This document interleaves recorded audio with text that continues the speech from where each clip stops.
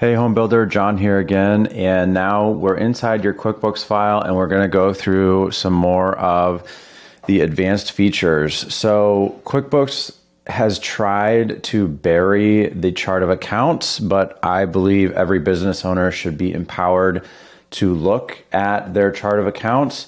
It's so much hidden that I can't even, it used to have a thing for accounting over here and it was in there. So with the new menu, I'm going to go and I'm going to go to my bookmarks and I'm going to click the box for chart of accounts. And then I'm going to click on it, and sometimes they give you a warning screen and basically says, "Dear business owner, you're dumb and you should not look at your chart of accounts." I cannot express how much I disagree with that. Everyone should be empowered to look at their chart of accounts.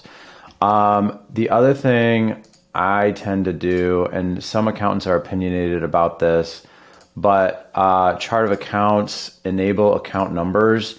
This helps me as an accountant because unlike the cost codes, we have a specific numbering format for chart of accounts. So if I were working in your QuickBooks file, I would likely assign numbers to each and every one of the accounts.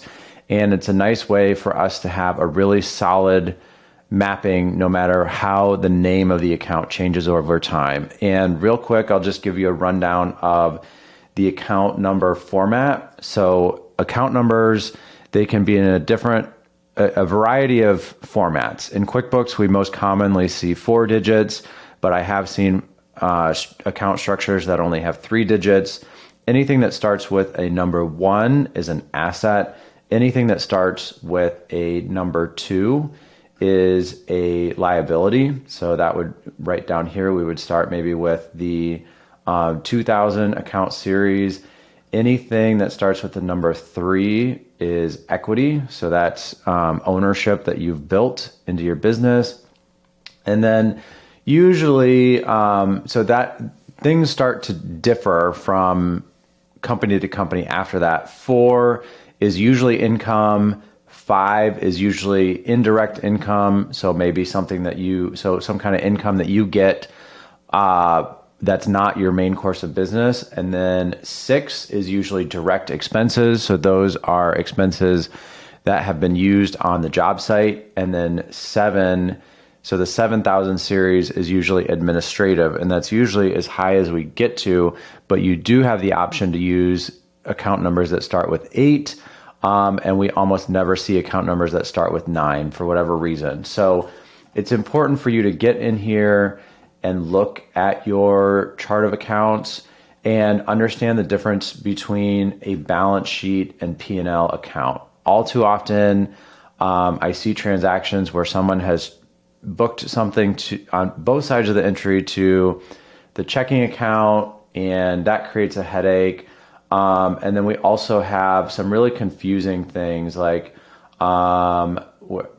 payments to deposit, undeposited funds. That's a really tricky concept.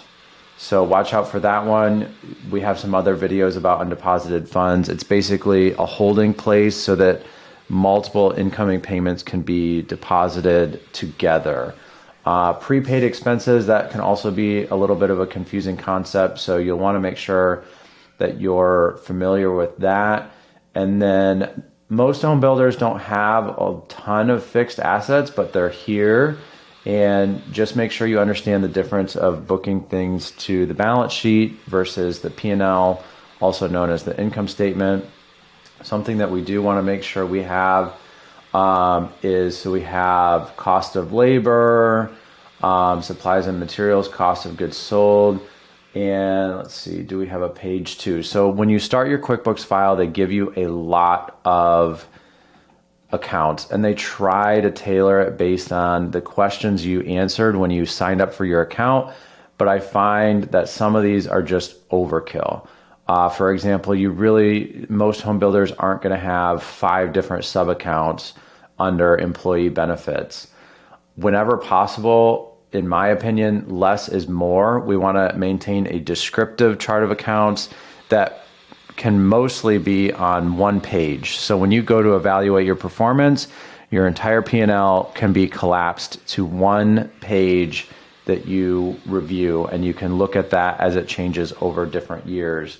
So a lot of the times, like insurance, for example, I'm not really sure that we need it broken down into 3 different sections. And then the other thing to watch out for is you can book things to the parent account and these sub accounts. So it can get really confusing, and you lose the ability to compare your results if sometimes you book it to the parent and sometimes you book it to the sub account. So when in doubt, I recommend you just getting in here. You can edit the chart of accounts, and you can get rid of the feature where it's a sub account. And sometimes they give you funny menus like this. And all you have to do to merge accounts is change the name to be the same as the other account that you want to merge with, and make sure the account type and the detail type are the same. So it's giving me a warning, this name is already being used. Would you like to merge the two? Yes. And so now we have one less insurance account. And in my humble opinion, I'm not really sure if sub accounts makes a lot of sense. Sometimes they just add a lot of confusion. But let's see if we have an account for purchases. No, we don't. So a lot of times when you start to integrate Builder Trend, you really only need one account to map to. And these are not really that descriptive. So I guess we can just use the parent account cost of goods. It's really difficult.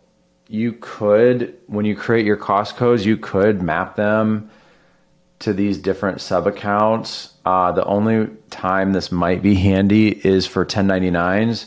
So you could map labor costs to different cost codes that are mapped to, cost of labor. And then you can run your entire 1099 report based on just this one account in QuickBooks. That could be a strategy. But a lot of times we have subcontractors who submit their bills with just one amount. They combine the cost of materials and labor. So guess what? Unfortunately, in that situation, we have to issue them a 1099 for the full amount of their bill, but they get to deduct all of the cost of their materials on their tax returns. So you don't have to worry about that for them. We'll just leave it the way that it is now, and we'll plan to map everything from Builder Trend. When we get there, we'll map it to cost of goods sold. So you have the chart of accounts, which can be somewhat confused with the listing of products and services. So let's go over here. There's a couple ways you can get to products and services. You can come over here to sales, and it's right here. Or you can go to the gear icon. You have products and services here. Or you can go into all lists, and you can see a lot of different lists that you have. So we were just talking about the chart of accounts. You can have recurring transactions. So those can be expenses and sales. Say, for example, you charge someone on a recurring basis. I'm not really sure when a home builder would do this. Maybe there's some kind of service agreement where the homeowner pays for, you to be on call for the 1 year following their home build. You could bill them using these recurring transactions. We were just talking about products and services. We also have payment methods. I'll touch on this real quick. So anything that is paid with a credit card can be excluded from your 1099 reports. So you won't have to issue 1099s for payments on credit card, but cash and check, yes. Then we have some payment terms. So net 30, net 60, that kind of thing. Attachments, I highly recommend using the attachment feature in QuickBooks. It will make your life a lot easier in the event of an audit. Tags, honestly, not all that useful. The reporting functionality on tags has changed a lot over time, but your biggest thing is keeping track of things by job, and Builder Trend will do that for you. Same with custom fields. I don't have a lot of use for custom fields right now, but let's go into products and services. And it looks like we're starting out with a blank slate here. So that's kind of nice because we can create our own. However, what I'm going to recommend is we probably want to do an upload. So that's going to get a lot of products and services into QuickBooks very quickly, and we can ensure that they are exactly the same as our builder trend cost codes if we do an upload. So here we have tips and resources, get your products and services, or got your products and services in a spreadsheet, upload them using batch import. So now we have the ability to import a CSV, or I think you can copy and paste from a spreadsheet in here. Okay, so on the screen now, I just downloaded a sample set of cost codes from the NAHB, and it was on the Builder Trend website. So this gives us a basis that we can start with.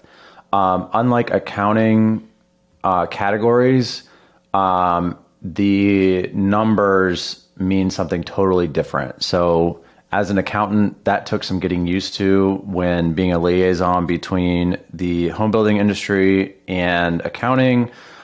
Things that start with a number 1 are not necessarily an asset. So I stress that so that you know the difference between your chart of accounts and your listing of products and services that will eventually become your cost codes in Builder Trend.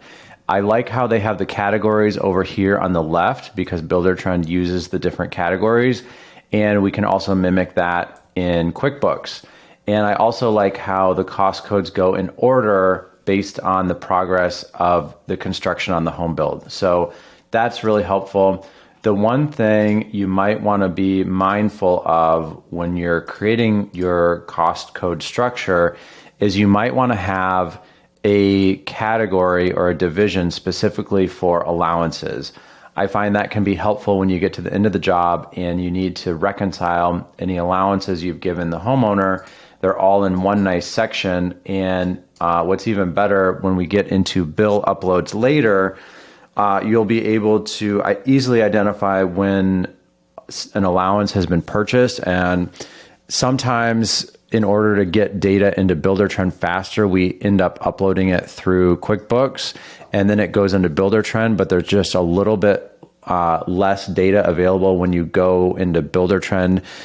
For fixed items, it really doesn't make a difference, but for allowances, it can be nice if you have the PDF documents attached right in Builder Trend because they're all right there. And when you go to do your allowance reconciliation, you can just print all of those attachments and basically hand it to the homeowner in one nice, beautiful package at the end of the job. Okay, so now I'm back on this batch import products and services screen, and we want to get our cost codes into QuickBooks as products and services. And you might want to do this hand in hand with Builder Trend, especially if you already have cost codes in Builder Trend. I've learned that you can just copy and paste, or you select your whole cost code list from Builder Trend, and then you can paste it into a spreadsheet and get it into a format where it's easy to upload into QuickBooks. So let's see if we can import a CSV. So QuickBooks is good about giving you a template, and I'll save this as a link so you can get to it after this lesson. I'm going to download this sample template. Okay, so I have the upload template downloaded, and I've opened it as a Google Sheet. That is one nice thing about Google Sheets is you can open CSV files, and it gives you the headers, and it gives you some examples. So I'll work through this to get all of our cost codes manipulated in here. And the nice thing about Google Sheets is you can go File, Download, and you can re-download it as a CSV, and then you'll be able to upload it. Same thing holds true with Microsoft Excel, very similar. So I will start by delete the rows, and some of these features we won't really have a use for. Okay, so I'm just going to delete all of these rows. I'll leave the explanations just in case we need them. And I will spread these titles out just a little bit. Another nice feature, if I go to view, I'm going to freeze the top row, product and service name. So we're just going to take the cost code from the NAHB and we're going to copy it. Quick note on builder trend flat rate. I dislike that category. Let's try to refrain from it, but it is a necessary evil just for things that you might not have a cost code for. So I'm just going to paste that there, and then we can also copy and paste all of the categories, and then we'll have a really nice organized list. Item type. So pretty much everything is going to be either non-inventory or service. So in most cases, it really doesn't matter. I'm just going to choose non-inventory for all of them. So copy this, paste it all the way down. SKU, most home builders don't use that. Sales description, price. So the income account, I think that's a required field. So what I always do is I just exit out of here, and then remember how I was saying the chart of accounts is important. We're going to go and just pull the regular income account. Now, I would recommend splitting your income accounts down more so that you have draw schedule payment income, or if you do a combination of new build and remodel, you can have an income account for each of those. And if you have any ancillary parts of your business, you could create a separate income account for those. It really sheds some more light on where you're earning your money from. But in the eyes of the IRS, they don't really care where you get your money from. So as long as you declare everything on your gross income line on your tax return, you'll be fine. But it can be in your best interest to customize these income accounts a little bit. So I'm going to just drop in the sales account, and be careful about having any spaces in here. It can really throw off your upload, or I should say, be careful about having any extra spaces. So I'm just going to copy that all the way down. We don't need a purchase description. You can add one if you want. We don't need a purchase cost. In fact, when I see things that have a purchase cost, I usually get suspicious because I think that it was created mistakenly. But we do need an expense account. And this is the only situation in this process where you can map multiple items to one expense account. So remember how I said we're going to use cost of goods sold. So I'm going to pull that up. Cost of goods sold, we're going to use the parent account, and we're just going to book everything here. And I'm just going to copy this all the way down.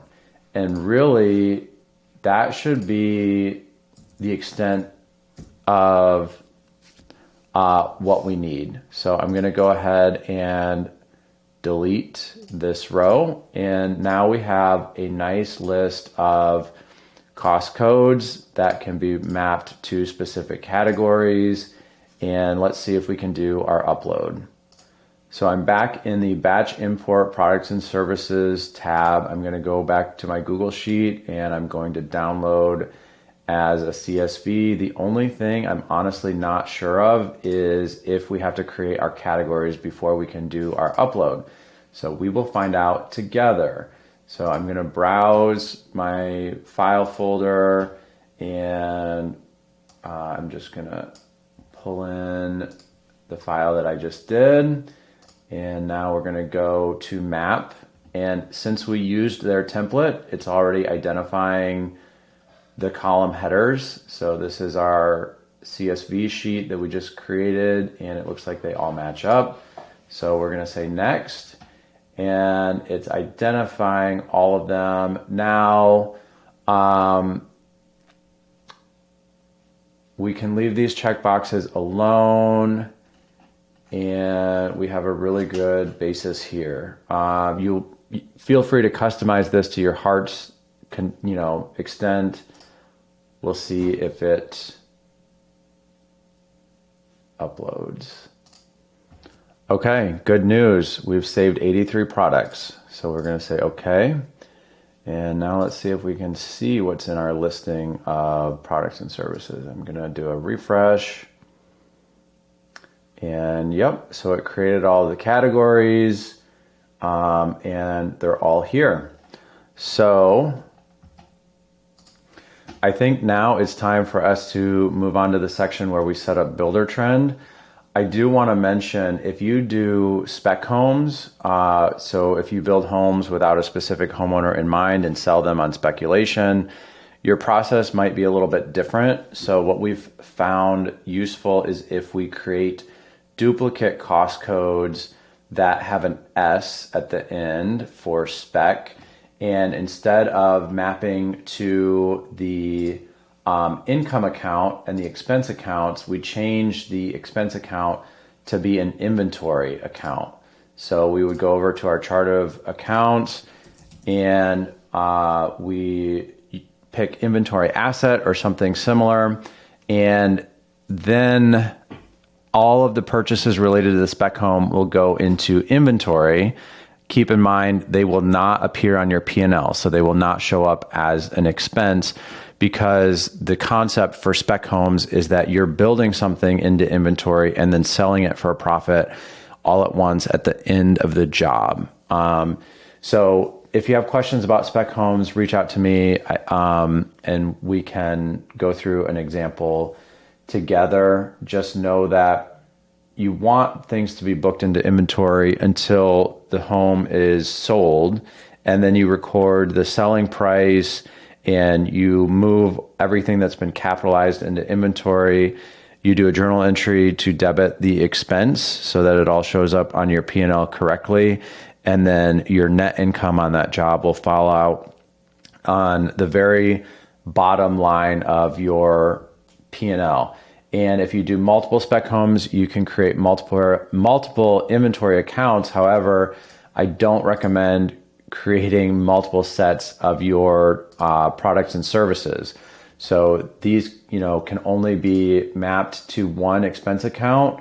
So you would duplicate this whole thing, you would map them to inventory, and then as part of your month-end close, you would want to do a journal entry to reclassify all of your purchases by jobs so that each job has its own inventory account, because you're probably not going to sell all of those spec homes at the same time. So that's more of an advanced topic.